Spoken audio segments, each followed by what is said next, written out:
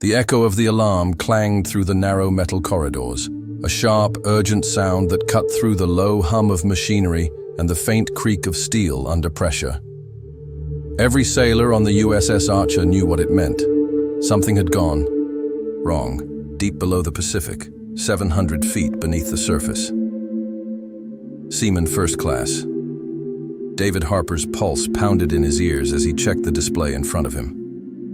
He'd only been aboard for 6 weeks, fresh out of basic, still green, still trying to prove himself. But this was different. The screen showed a cascade of red error messages. "Thermal breach in section B12, he whispered, sweat trickling down his temple.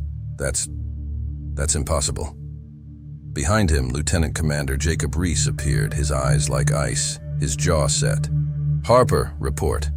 Harper stammered, his fingers flying over the control panel. Sir, we've got a thermal spike in the aft ballast tank. Temperature is rising, 14 degrees in the last 30 seconds. Reese leaned over, his face inches from the screen. "That tank is sealed. It shouldn't even be registering heat changes." Harper swallowed. "I know, sir, but it is." Reese straightened, his mind calculating 1,000 variables in an instant. Lock it down. Isolate the section. Send a manual override command. Harper's hands shook as he keyed in the command. The alarm blared louder. The screen flashed a new message. Override. "Rejected. Manual access required." Reese's eyes narrowed. "That's not possible." The control room door burst open and Commander Michael Ashford strode in, his eyes sharp, his presence filling the cramped space. "Report!" he barked. Reese snapped to attention. "Thermal breach in aft ballast, sir. Manual override rejected."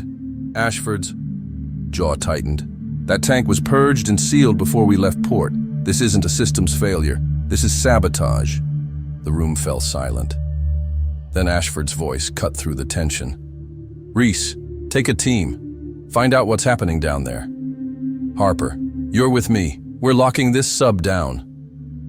They moved fast, boots clanging on metal grates, shadows flickering in the red emergency lights. Harper's heart raced. He followed Ashford through the maze-like corridors, past hissing pipes and humming bulkheads, the smell of metal and machine oil sharp in the recycled air. "Sir, what if this is a false alarm?" Harper managed to ask as they descended a narrow ladder. Ashford glanced back, his eyes hard. "It's not. Someone wants us to react. The question is why?" They reached the aft ballast compartment. The metal door was hot to the touch. Harper hesitated. "Sir, if there's a thermal breach, I know the risk," Ashford snapped. "Override the lock." Harper hesitated, his finger hovering over the manual release. The door hissed and clanked as it unlatched, the pressure differential making his ears pop. Inside, steam billowed out, thick and humid, obscuring the room beyond. Ashford stepped inside without hesitation, his silhouette vanishing into the fog. Harper followed, his heart hammering against his ribs. The steam cleared just enough for Harper to see the massive metal ballast tank at the center of the room. Pipes crisscrossed above and below it, and the metal floor was slick with condensation. Ashford approached the control panel, bolted to the side of the tank, his fingers moving with practiced precision. "Temperature readout," he muttered, his eyes narrowing as the numbers flickered across the tiny screen. Harper watched as Ashford's expression shifted, from anger to confusion to something closer to disbelief. "Sir?" Harper whispered. Ashford stepped back, the panel still glowing in the fog. "This isn't a thermal breach," Harper frowned. "What is it?"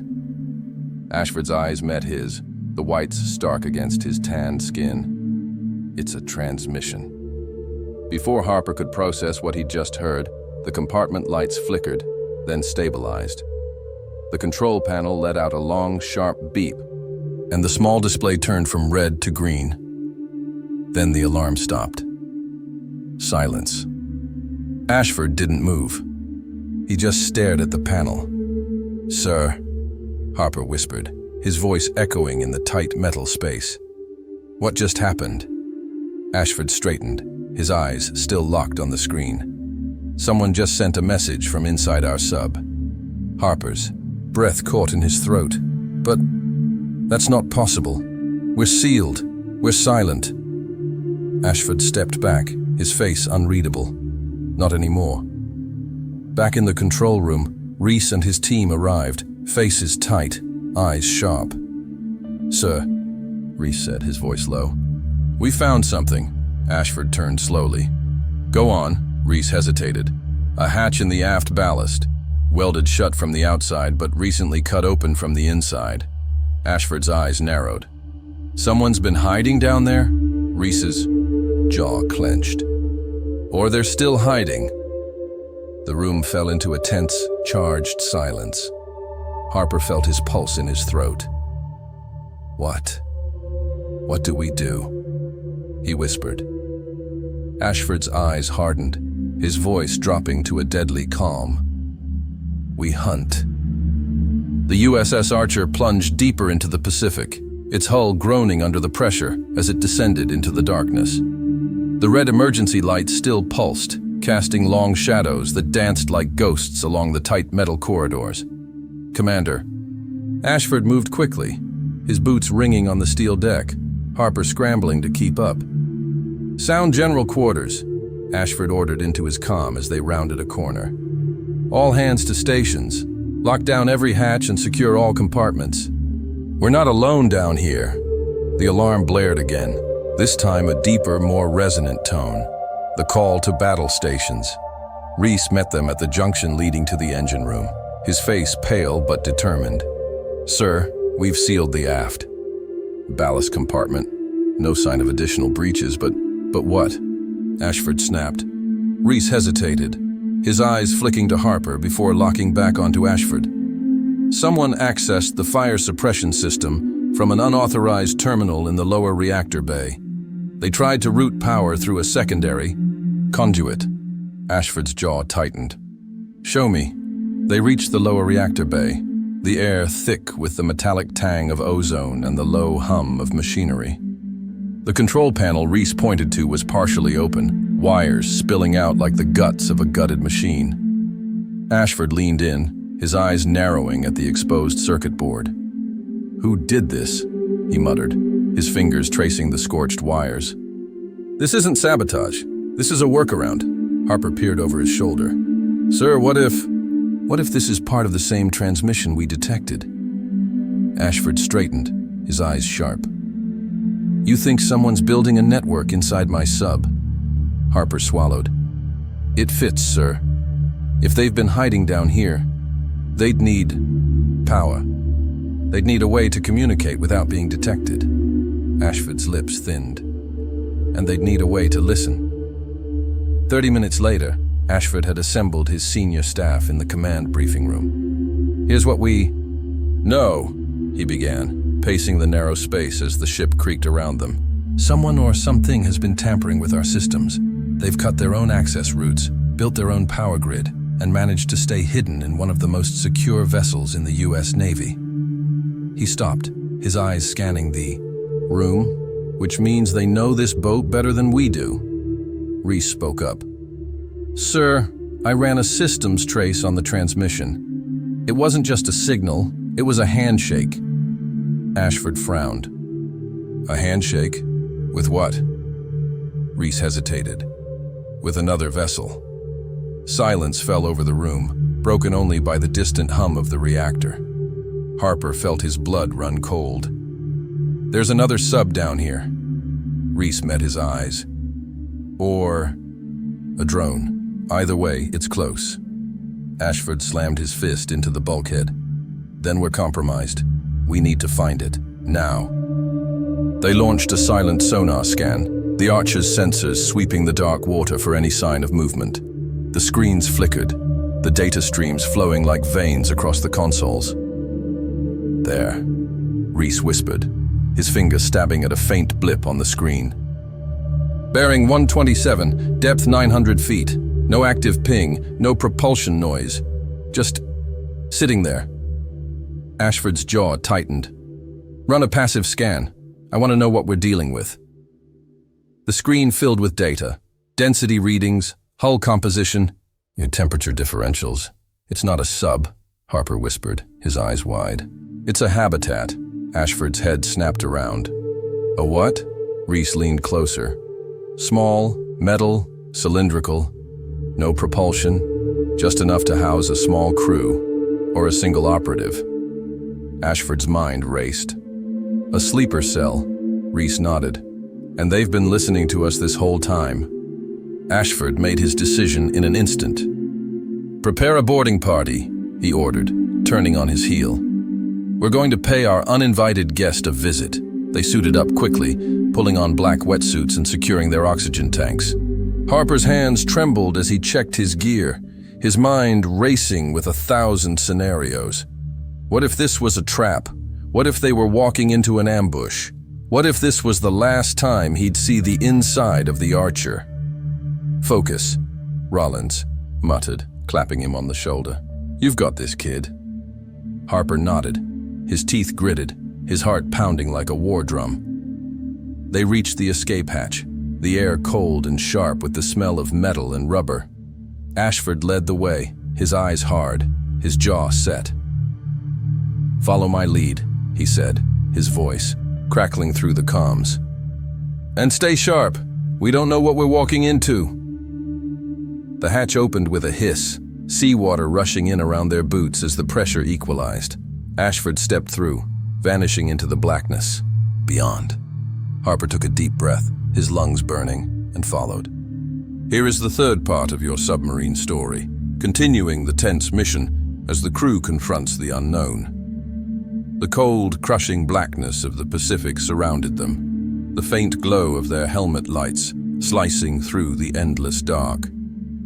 Harper's breathing echoed in his helmet, each exhale a foggy puff against the glass.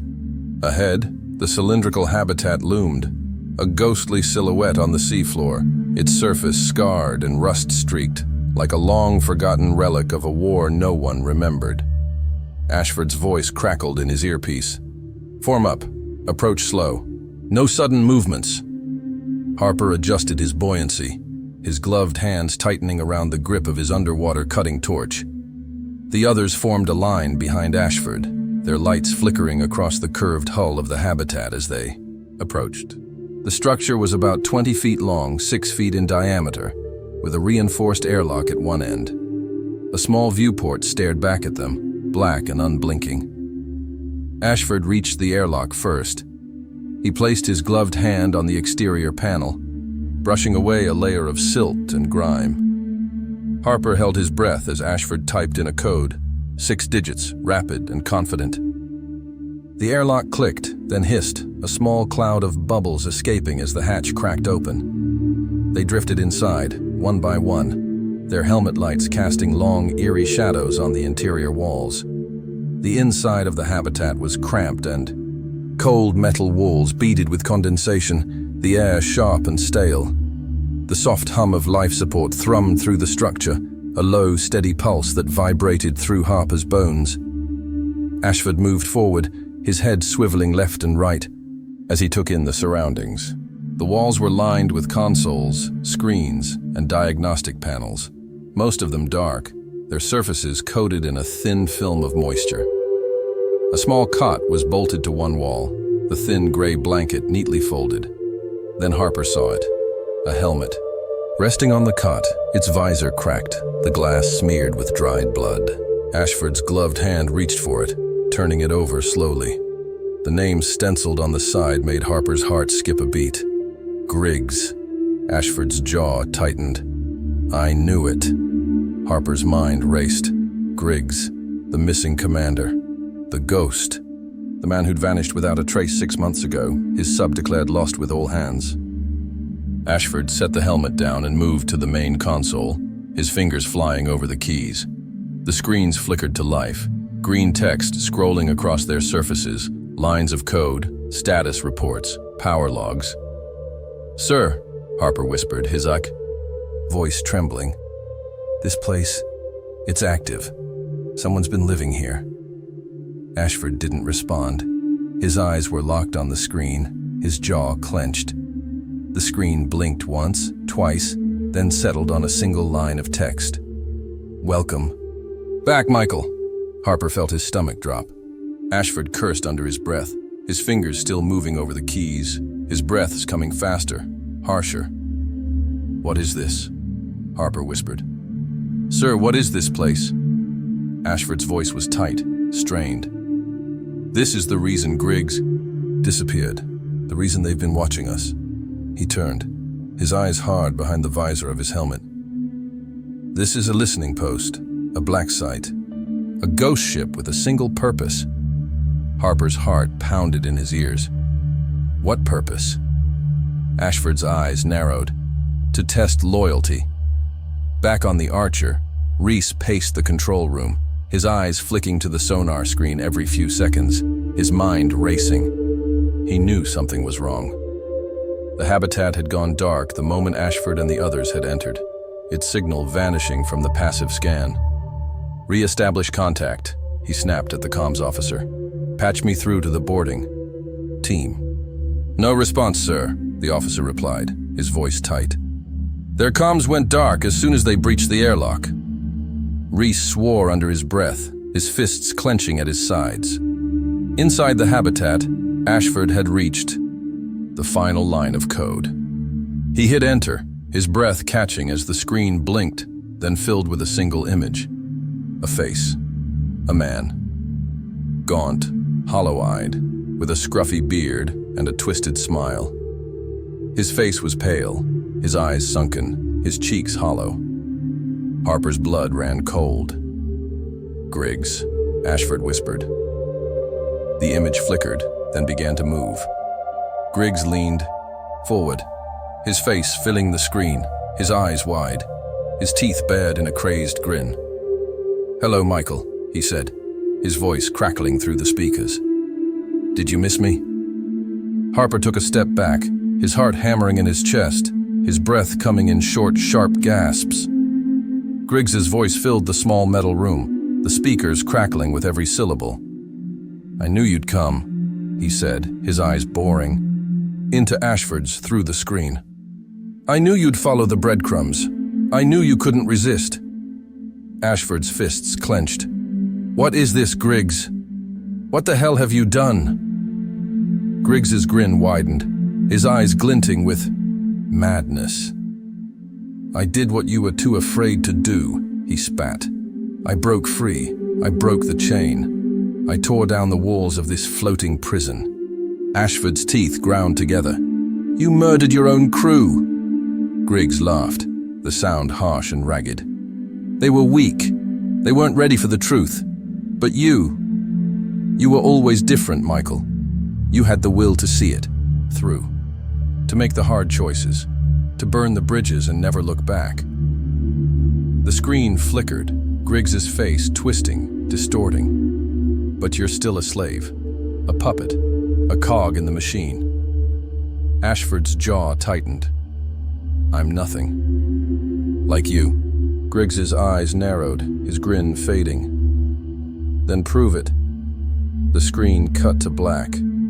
Silence filled the small metal room, the only sound the steady thrum of the life support system. Ashford straightened, his hands shaking, his breaths coming in harsh, ragged bursts.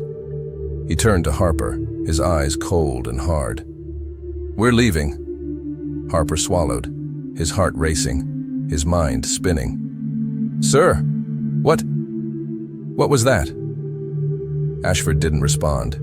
He simply turned, pushed open the airlock, and stepped into the darkness beyond. Here is the fourth and final part of your submarine story, bringing the intense mission to a dramatic conclusion. Commander Ashford didn't speak as they made their way back to the Archer. The only sounds were the steady hiss of their oxygen tanks and the gentle, rhythmic thrum of their thrusters as they propelled themselves through the dark, icy water. Harper's mind raced. Griggs was alive. Not just alive, but watching them, manipulating them, testing them. The helmet with his name, the hidden code, the cryptic messages. It had all been part of a twisted game. As they approached the sub's airlock, Ashford grabbed Harper's arm, his grip tight, his eyes fierce behind the visor of his helmet. "Listen to me," Ashford said, his voice crackling through the comms. "When we get back on board, you say nothing. Understood?" Harper blinked. "But sir, the crew—" "Nothing." Ashford's voice was steel. "Not one word. Do you understand me?" Harper swallowed, his throat tight. Yes, sir." Ashford released him, then turned and punched in the airlock code. The heavy metal hatch creaked open, seawater rushing in as the pressure equalized. They drifted inside, the door clanging shut behind them. The small compartment filled with a low mechanical hum as the water drained away, the pressure equalizing, the air slowly warming. As the inner hatch unlocked, Ashford shoved his helmet off, his jaw tight, his eyes hard. Harper hesitated, his heart still hammering in his chest. He wanted to say something, to ask 1,000 questions, but the look in Ashford's eyes stopped him. Not now, not here. The inner hatch clanged open, and they stepped back into the narrow metal corridors of the Archer. Reese was waiting for them, his face drawn, his eyes shadowed. "Sir," he said, his voice low, "we've got a problem." Ashford's jaw tightened. "What now?" Reese led them to the control room, the metal grates clanging under their boots, the air thick with tension. On the main display, a single line of text blinked in harsh green letters. "Welcome back, Michael." Ashford's fists clenched at his sides, his jaw tightening. "Shut it down," he growled. Reese hesitated. "Sir, it's not just a message. It's a command. It's overriding our systems." Ashford's eyes narrowed. "What do you mean?" Reese pointed to the screen. The habitat wasn't just a listening post. It was a control node. It's been feeding false data into our systems, our sonar, our comms, our navigation. It's been guiding us. Harper's blood ran cold. Guiding us where? Reese's face was pale. To the Mariana Trench. The room fell into a tense, stunned silence. Ashford's mind raced. The trench, the deepest point in the world's oceans. The place where no sub could survive for long. Where pressure crushed metal like paper. Where light and sound died, swallowed by the cold, black void. He turned to Reese. "Shut it down. Now." Reese's fingers flew over the console, his breaths coming in sharp, panicked bursts. The screen flickered, the green text stuttering, then freezing. "You can't hide, Michael." Ashford felt his blood run cold. "Override the controls," he barked. "Manual lockout. Cut the power to every secondary system." Reese's fingers shook as he typed in the commands. The lights flickered, the hum of the engines shuddering as the subsystems reset. The green text disappeared, the screen going dark.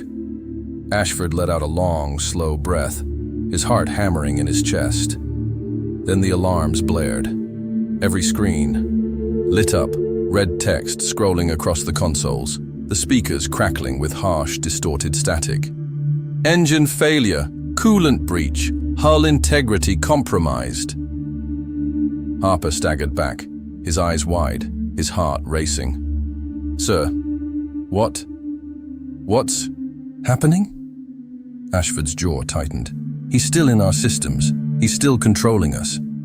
Reese's eyes were wide, his fingers shaking as he typed in command after command, trying to regain control. "I can't shut it down," he whispered, his face pale. "He's locked us out." Ashford slammed his fist into the bulkhead, his jaw clenched, his mind racing. Then a new message blinked onto the screen. "Only one way out, Michael." Ashford's fists clenched, his breath coming in harsh, ragged bursts. Then the screen went black. Silence filled the control room, broken only by the distant hum of the engines, the low mechanical thrum of the life support systems. Ashford straightened, his eyes hard, his jaw set. "Reese," he said, his voice low and steady. "Prepare to surface. Full power to the engines. We're getting out of here." Reese hesitated. "But sir, the trench—" "I said full power." Reese nodded, his fingers flying over the console, the lights flickering as the engines roared to life, the sub groaning as it began to rise, the hull creaking under the sudden pressure change. Ashford turned to Harper, his eyes cold. "Get to your station, now." Harper swallowed, his throat tight, his heart pounding in his chest. "Yes, sir." As the Archer clawed its way toward the surface, the screens flickered again. The red text blinking in and out of focus. "You can't escape. You're mine, Michael. Welcome back." Ashford didn't flinch. He simply stared at the screen, his jaw tight, his eyes cold. Then he reached down, grabbed the nearest console, and ripped it from the wall, the wires sparking, the metal shrieking as it tore free. The screens went dark, the alarms falling silent. Ashford straightened, his breaths coming in harsh, ragged bursts. "We're going home," he whispered. Leadership isn't just about making the right call. It's about facing the darkness, standing your ground, and refusing to be controlled, even when the pressure is crushing you from all sides. In the silence beneath the sea, the only thing that keeps a crew together is trust. And sometimes, the greatest enemy is the voice in your own head. What would you have done in Commander Ashford's place? Would you face the unknown or turn back? Let us know in the comments, and if you want more real-world inspired stories of loyalty, command, and courage, subscribe to Authority Watch. We surface the truth, no matter how deep it hides.